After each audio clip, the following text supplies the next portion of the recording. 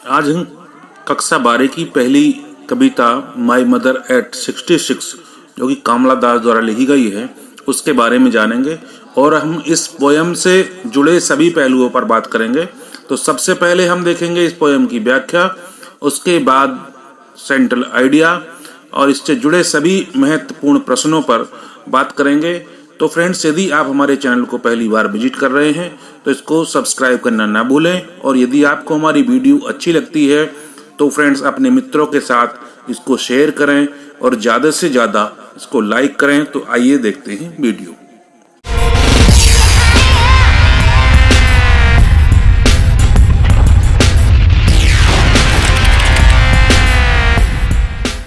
Driving from my parents' home to the Kochi last Friday morning.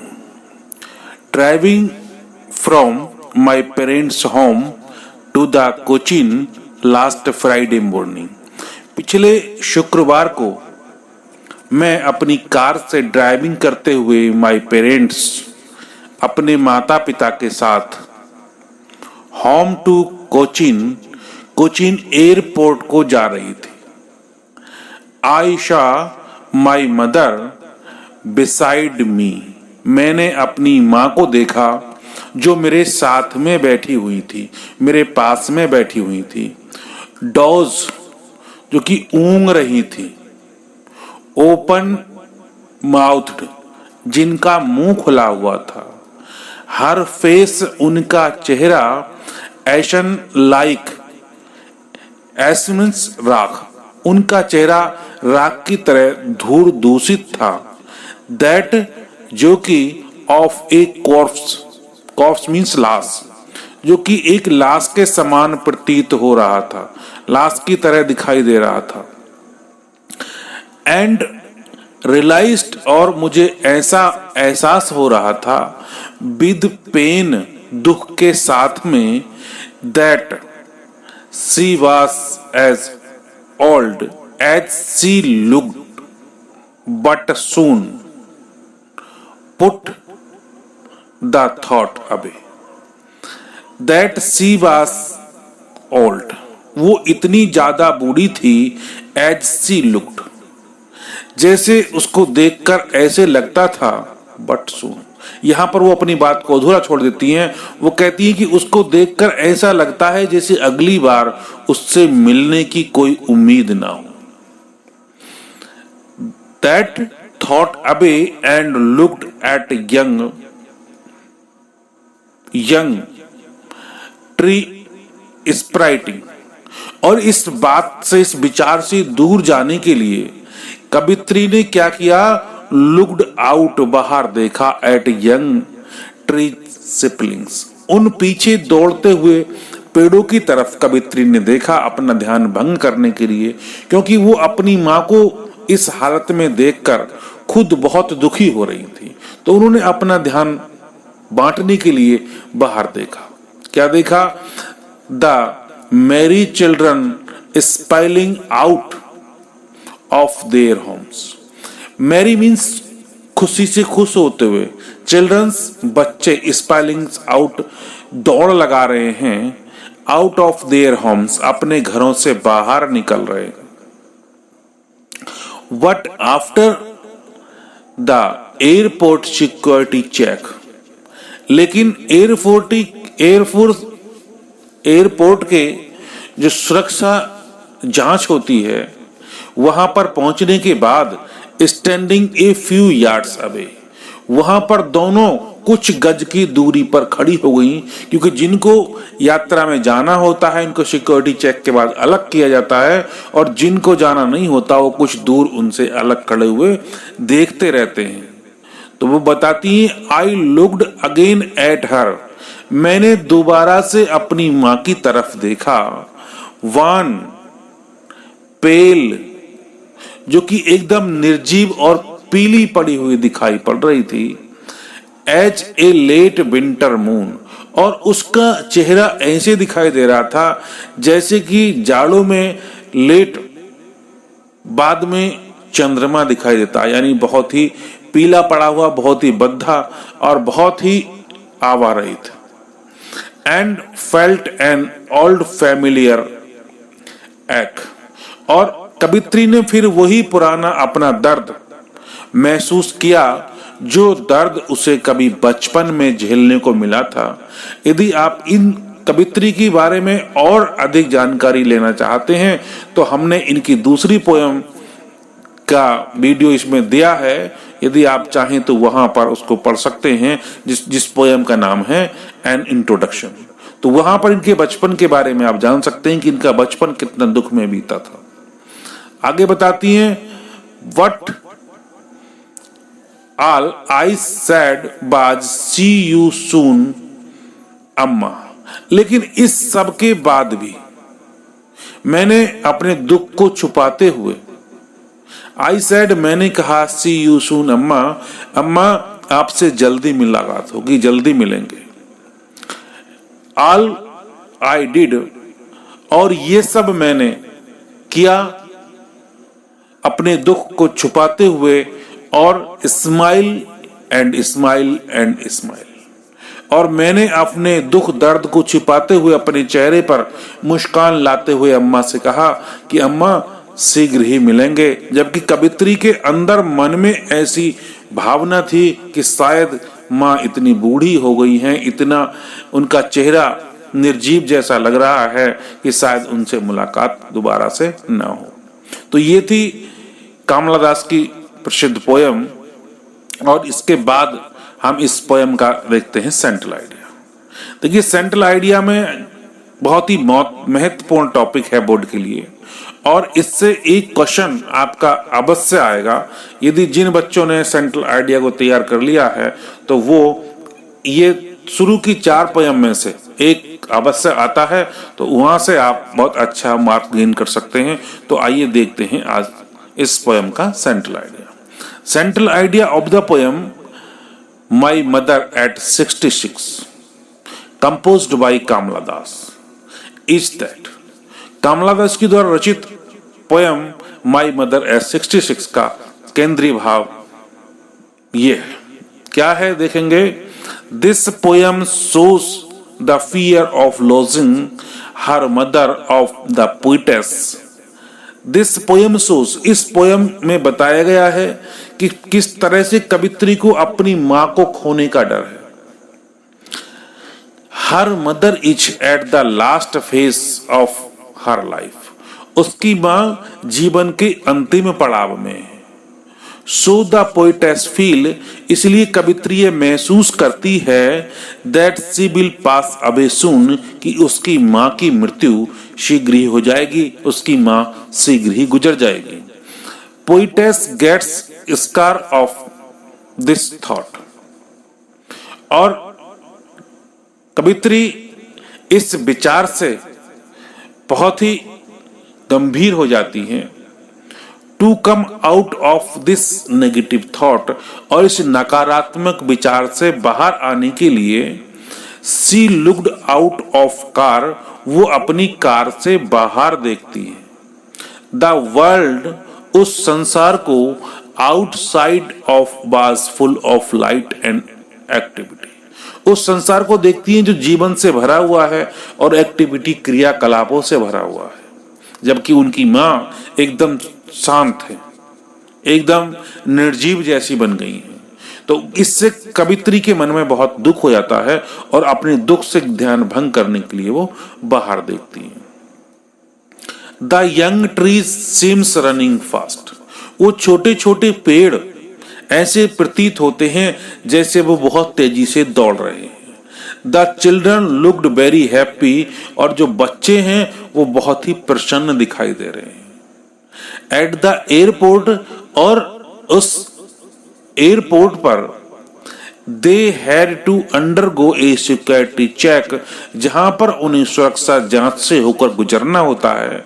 The poetess was standing a few years yard from her mother, वहां पर कवित्री अपनी मां से few yards, कुछ गज की दूरी पर खड़ी हुई है। सी लुक्ड अगेन, वो दोबारा देखती हैं एट हर ओल्ड मदर, अपनी बूढ़ी मां की ओर। सी फेल्ट, और वो ऐसा महसूस करती हैं pained to look at the colorless and pale face of her mother. वो अपनी माँ की कलरलेस रंगहीन पीले पड़े हुए चेहरे को देखकर बहुत अधिक पेन महसूस करती हैं, बहुत अधिक दुखी होती हैं। What हाइडिंग हर टीयर, किंतु अंत में अपने आंसुओं को छिपाते हुए द पोइटेस सेड, कवित्री कहती है, सी यू सून अम्मा, अम्मा तुमसे जल्दी मुलाकात होगी। ये इस कविता का केंद्रीय भाव यानी सेंट्रल आइडिया है। यदि आप लोगों ने इसको ठीक से समझा है तो ये आपके लिए बहुत अच्छा है, और यदि आप इसको एक बार में ठीक से नहीं समझ पाए हैं तो आप इसको वीडियो को पॉज करके इसको अपनी नोटबुक में भी नोट कर सकते हैं, और यहाँ से आप इसका स्क्रीनशॉट भी ले सकते हैं, और ये आपका सेंट्रल आइडिया एकदम तैयार हो जाएगा। इसके बाद हम इस पर आधारित जो क्वेश्चन है उनको भी एक बार देख लेते हैं। तो यहाँ पर सबसे पहला क्वेश्चन है, what is the kind of pain and ache that the poet feel, किस तरह की वो दुख दर्द हैं जिनको कवित्री महसूस करती है, या वो दुख दर्द क्या है जिसको कवित्री महसूस करती है। तो यहाँ पर बताया गया है, इसका आंसर देखेंगे, व्हेन द पोइट सी, जब कवित्री देखती है the corps like pale face of her mother, एक लाश के समान पीले पड़े हुए अपनी माँ के चेहरे को, हर एक्ट और the old familiar pain return, तब उसके बचपन की यादों के साथ वो दुख दर्द सब लौट आते हैं। परहैप्स दिस फियर, शायद ये जो उसका भय है, वाज सर्टेन्ड why her since her childhood, जो कि उसके बचपन से ही उसके साथ है। एजिंग इज ए प्रोसेस, आयु बढ़ना एक प्रक्रिया है, विच अकर्स नेचुरली, जो कि सबके साथ स्वाभाविक रूप से होता है। Ageing and time spare, ageing और समय को कोई भी दूर नहीं कर सकता। Ageing and time have not separate the mother of the poet, और जो एजिंग है, उम्र का बढ़ना है, and time have not spared the mother of poet, वो उसकी मां को अलग नहीं कर सकता। And many not spare her as well, और इसी तरह से may not spare her well, इस तरह से वो भी उसको अलग नहीं करती। बाई एजिंग, इस उम्र के द्वारा death and separation become inevitable, और इसके द्वारा मृत्यु और अलगाव होना निश्चित है। यही दुख कवित्री को होता है। दूसरा क्वेश्चन में देखते हैं, what are the young trees described at sprinting, तो इसका आंसर हम इस तरह से देखेंगे, what are the young trees describe, यहां पर उसने इन छोटे यंग पौधों को स्प्राइटिंग कहकर क्यों बुलाया है। तो यहां बताया है, while driving to the Kochi airport, कि कोची एयरपोर्ट पर जाते हुए, सी ऑब्जर्व आउटसाइड, वो बाहर की तरफ देखती है, द यंग ट्रीज, उन छोटे युवा पेड़ों को, which seems to be walking across them, जो कि वहां पर टहलते हुए चलते हुए प्रतीत हो रहे हैं। They seems to be spinning and running fast with the speed of the car, और ये पेड़ उसकी कार की गति के साथ तेज दौड़ते हुए प्रतीत हो रहे हैं, जैसा कि आप भी कभी बस सवारी में देखे होंगे कि इस तरह से पेड़ चलते हुए दिखाई देते हैं। The poet provides a contrast, और यहां पर कवित्री एक विरोधाभास देती है, the speeding young trees her dodging old mother, तो यहां पर पेड़ों को दौड़ते हुए और डॉजिंग ओल्ड मदर और अपनी मां को ऊंघते हुए वो यहां पर बताती हैं। इसमें तीसरा क्वेश्चन है, why has the poet brought in the image of merry children splitting out of their homes. Why has the poet brought in the image? इस छवि में कभी ऐसा क्यों दिखाना चाहती हैं of merry children, खुशी होते हुए बच्चे, spring out of their homes, और अपने घरों से बाहर निकलते हुए। तो इसका आंसर है टू प्रेजेंट ए कंट्रास्ट, एक विरोधाभास प्रस्तुत करने के लिए the poet brought in the image of Mary children, खुश होते हुए बच्चों की छवि को दिखाती हैं जो कि स्प्रेडिंग आउट देयर होम्स, जो कि अपने घरों से बाहर दौड़ रहे हैं। द मैरी चिल्ड्रन, ये खुश होते हुए बच्चे, who are coming out from their houses, जो अपने घरों से आ रहे हैं इन ह्यूज नंबर, बहुत बड़ी संख्या में। एक्सप्लेन, उनकी वो व्याख्या करती हैं the spontaneous overflow happiness of life, जो कि अपने जीवन की स्वाभाविक प्रसन्नता को वो ओवरफ्लो किए हुए हैं, फुल भरे हुए हैं। इट इज डिफरेंट, ये ही एक अंतर है फ्रॉम द ओल्ड मदर, उसकी बूढ़ी माँ में जो कि डोजिंग ऊँग रही हैं, हुज एसन फेस, जिनका धूल दूषित राख के समान चेहरा, लुक्स पेल एंड लाइफलेस, जो कि पीला और निर्जीव दिखाई देता है, सिमिलियर टू ए कॉर्प्स, एक लाश के समान। The description of the poets mother highly indicate passive, यहां पर जो डिस्क्रिप्शन है, जो व्याख्या है कवि की मां की, वो बहुत अधिक पैसिव है, बहुत अधिक उदासीन है। Decay and ageing in the poem, और वो बहुत ही डिके दिखाई दे रही है, बहुत ही एक तरह से गुजरती हुई और बहुत उम्र बढ़ती हुई को दिखा रहा है। The contrast between these two images strengthen the effect of the poem, और ये ही जो विरोधाभास है ये इसकी छवि को और ज्यादा मजबूती देता है। क्वेश्चन नंबर 4 में देखेंगे। क्वेश्चन नंबर 4 में बताया है, why has the mother been compared to the late winter moon, कवित्री अपनी माँ की तुलना जाड़ों के लेट विंटर मून से क्यों करती हैं, जाड़ों के देर से आते चंद्रमा से क्यों करती हैं। तो यहां पर वो बताती हैं the moon, the mother of the poet is 66 year old, जो कवित्री की माँ है वो 66 साल की हो गई है। Her ashen face which is shrunken is similar to that of a corpse, और उनकी माँ का जो चेहरा है, श्रंकन मीन सुकड़ कर, सिमिलियर समान हो गया है, ऑफ ए कॉर्प्स एक लाश के समान।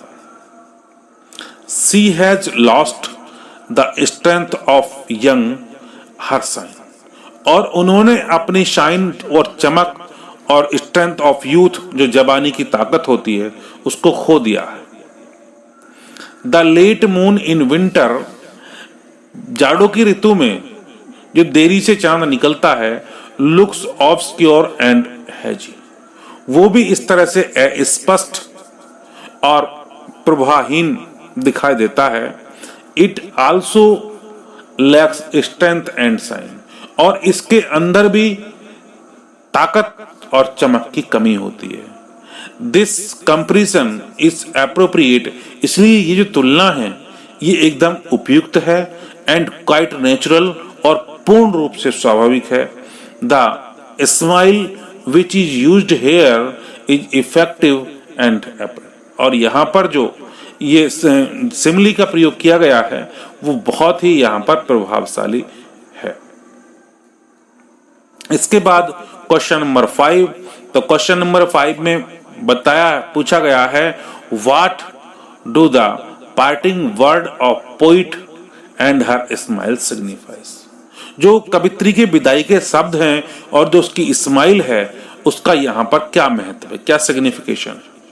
तो यहां पर आंसर दिया है, the parting word of poet, कवित्री की विदाई के शब्द, सच एज हर स्माइल, जैसा कि उनका मुस्कुराना, and assume presence is sharp contrast to the fear of childhood, और जो उनके बचपन का भय है उसका प्रस्तुतिकरण, और द ओल्ड फैमिलियर एक्ट, और जो उनके पुराने परिचित दुख दर्द हैं उनका इसमें कंट्रास्ट दिखाया है।